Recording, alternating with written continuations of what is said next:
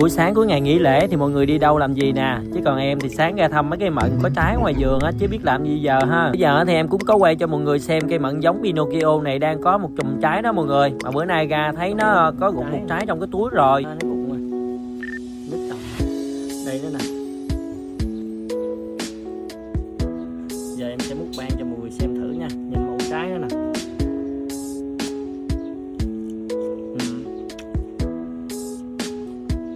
Ngọt lắm mọi người. Trong đỏ.